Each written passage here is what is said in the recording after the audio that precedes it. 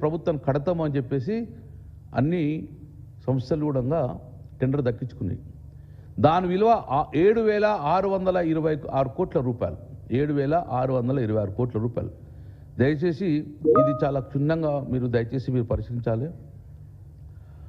38 లక్షల metric ton ధాన్యాన్ని అమ్మడం, దాని ద్వారా 7,626 కోట్ల రూపాయలు ఆదాయాన్ని 90 రోజుల లోపల ప్రభుత్వాన్ని కట్టాలి. ఆ సంస్థలు 90 రోజులు 3 నెలల లోపల అలా జీవడం జరిగింది. సంస్థలన్నీ కూడా అన్ని రైస్ మిల్లులకు పోయి విజిట్ చేసుకున్నారు, ఆ ధాన్యాన్ని చూసుకున్నారు. ధాన్యాన్ని చూసుకున్న తర్వాతనే టెండర్లో పాల్గొన్నారు. ఎవరైనా కానీ ధాన్యాన్ని చూసుకున్న తర్వాతనే టెండర్లో పాల్గొంటారు. ఆ ధాన్యాన్ని చూసుకొని టెండర్లో పాల్గొన్నారు, ఈఎండి కట్టుకున్నారు, ఈఎండి కట్టేశారు. అక్కడే బ్రోకర్లు అందరూ కూడా ఇన్వాల్వ్మెంట్ అయ్యి ప్రభుత్వాన్ని నష్టం చేయాలని చేసి అప్పుడే తెరదీయడం జరిగింది. ఈరోజు రైస్ మిల్లర్ దగ్గర ధాన్యం ఉన్నది, మేము ధాన్యాన్ని పెడతాం తీసుకోండి అంటే మాకు ధాన్యం వద్దు, ఎక్స్ట్రా డబ్బులు ఇవ్వాలని చెప్పేసి యథేచ్ఛగా వారు డిమాండ్ చేయడం, రైస్ మిల్లర్లందరూ కూడా మా దగ్గరికి రావడం, వారు మొరబెట్టుకోవడం. ఇంత అన్యాయం ఉంటుందా?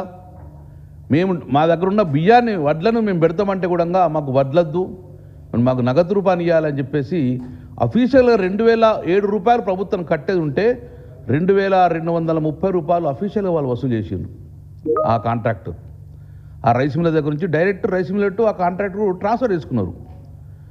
మరి మిగతా 220 రూపాయలు ప్రభుత్వం రాకుండా ఎక్కడికి పోయిందంటే దళారుల సంస్థకు వెళ్ళిపోయినాయి అఫీషియల్గా. దాని విలువ సుమారు 750 కోట్ల రూపాయలు యథేచ్ఛగా ప్రభుత్వానికి వచ్చే సొమ్మును వాళ్ళు కాజేసారు. దాన్ని మొత్తం రాష్ట్ర పెద్దలందరూ పంచుకున్నారు. అందుకే యథేచ్ఛగా ఆ యొక్క అన్యాయాన్ని, అరాచకాన్ని, ఆ యొక్క అవినీతిని వీళ్ళు అఫీషియల్గానే తెరపైకి తెచ్చారు. 90 రోజులైంది ఎత్తలే.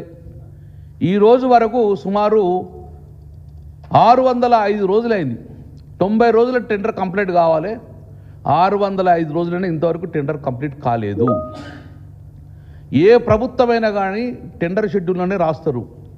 90 రోజుల తర్వాత ఒకవేళ మీరు ఈ టెండర్లో పాల్గొన్నది ఫెయిల్ అయితే గిట్ట మీరు డబ్బులు కట్టకపోతే ప్రభుత్వానికి మీ ఈఎండిని ఫోర్ఫిట్ చేస్తాం, రద్దు చేస్తాం.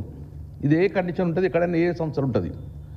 కానీ 90 రోజుల తర్వాత వాళ్ళు 7,600 కోట్లు ప్రభుత్వ ఖజానా కట్టలేదు, ఇంతవరకు ఈఎండి ఫోర్ఫిట్ కాలేదు, ఇంతవరకు టెండర్ రద్దు కాలేదు. ఇప్పటి వరకు కూడా 605 రోజులు టెండర్ కంటిన్యూ అయితేనే ఉన్నది. మరి ఇంతవరకు వాళ్ళు ఎత్తింది ఎంతనే అంటే 18 లక్షల మెట్రిక్ టన్ ధాన్యాన్ని ఎత్తారు. అంటే సగానికి తక్కువనే ఎత్తారు. ఇంకా నేను ఒకటే సూటిగా ప్రశ్న అడుగుతున్నా, 90 రోజుల గిట్ట వాళ్ళు 7,600 కోట్లు కడితే ఇప్పటికీ 1,000 కోట్ల రూపాయలు నష్టం కాకుండా ఉండే ప్రభుత్వం మీద ఆ 7,600 కోట్లు అప్పుడే జమ అయితే ఆ భారం ప్రభుత్వం మీద పడకపోతుండే. ఇప్పుడు ఆ భారం ప్రభుత్వం మీద పడడం వలన సుమారు 1,000 కోట్ల రూపాయలు ప్రభుత్వము నష్టపోతుంది. మరి ఆ నష్టాన్ని ఎవరు భరిస్తారు? ఎవరి దగ్గర భరిస్తారు? రూల్ ప్రకారం ఇమ్మీడియట్గా ఈఎండి రద్దుపరిచి ప్రభుత్వ ఖజానా జమ చేయాలి.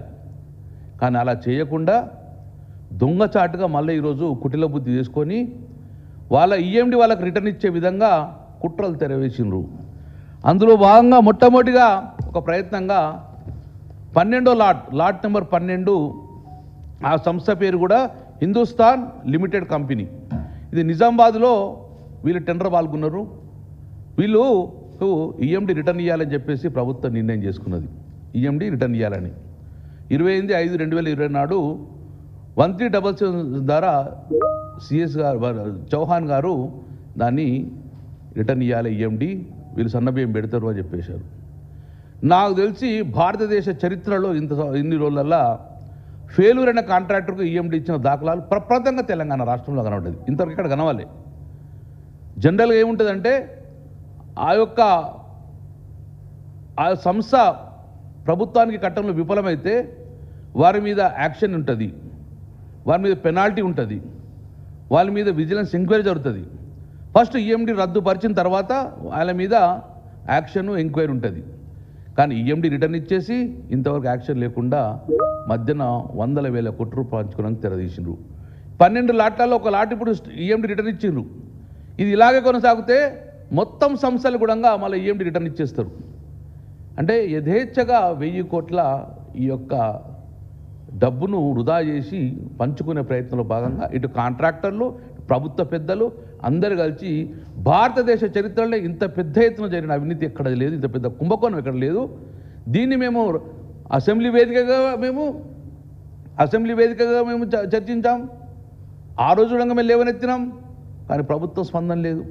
ఇక ప్రభుత్వ స్పందన లేదు అని మా కేటీఆర్ గారు డైరెక్ట్ ప్రెస్ మీట్ పెట్టడం వార్నింగ్ చేయడం జరిగింది.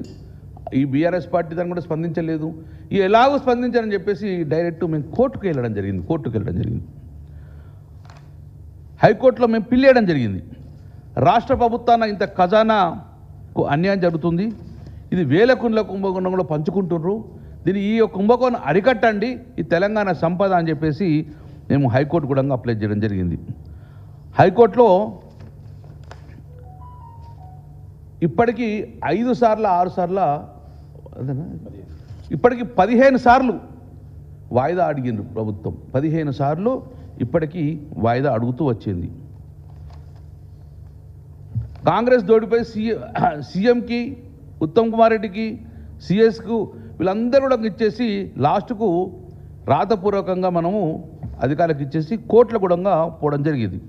ఇంతవరకు వాళ్ళు హైకోర్టులో వాళ్ళు ఏమని ఇచ్చిందంటే ఇప్పటికి 16 నెలలు గడిచిన బిడ్ రెస్పాన్స్ చెల్లి 5 సార్లు ఎక్స్టెన్షన్ ఇచ్చిండ్రు. దాని తర్వాత వాళ్ళు కోర్టుకు పోతే మాకు టైం ఇవ్వాలని చెప్పి 15 సార్లు ఎక్స్టెన్షన్ అడిగిండ్రు. ఎందుకోసం మీరు 15 సార్లు ఎక్స్టెన్షన్ తీసుకున్నారు? ఆ బిల్లుకి ఎందుకు రిప్లై ఇస్తలేరు అంటే ప్రభుత్వం దగ్గర సమాధానం చెప్పే అవకాశం లేదు కాబట్టి వాళ్ళు ఇలానే ఎక్స్టెండ్ చేసుకుంటూ పోతున్నారు.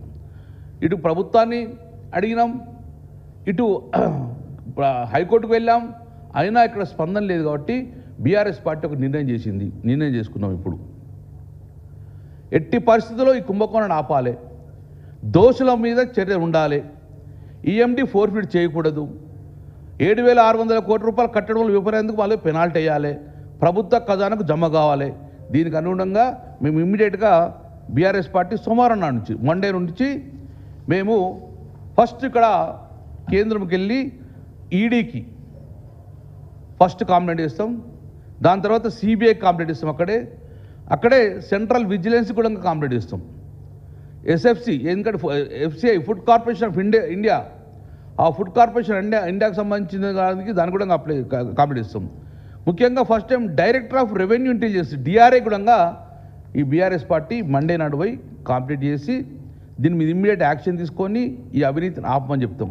దాంతోపాటు రాష్ట్ర ప్రభుత్వంలో ఉన్న ఏసీబీకి, విజిలెన్స్కు, సిబిఐకి, ఈడీ కూడా తెలంగాణ రాష్ట్ర కూడా మేము అప్లై చేయడం జరుగుతుంది. ఇది డాక్యుమెంటరీ ఎవిడెన్స్, ఎలా మనీ ఏ కంపెనీ నుంచి ఎలా ట్రాన్స్ఫర్ అయింది అవన్నీ కూడా డాక్యుమెంట్స్, కానీ ప్రభుత్వానికి జమ కాకుండా దళారులకు జమ అయిపోయింది. కాబట్టి ఇందులో ప్రత్యక్షంగా పరోక్షంగా అందరూ పాల్గొన్నారు. కాబట్టి డెఫినెట్గా ఈ కుంభకోణాన్ని రాష్ట్ర ప్రభుత్వం దృష్టి తీసుకుపోయినా పట్టించుకోలేదు, అసెంబ్లీలో ఉన్న చెప్పిన కూడా పట్టించుకోలేదు. కాబట్టి ఇమ్మీడియట్గా ఇప్పుడు సెంట్రల్ను మేము అప్రోచ్ అవుతున్నాం.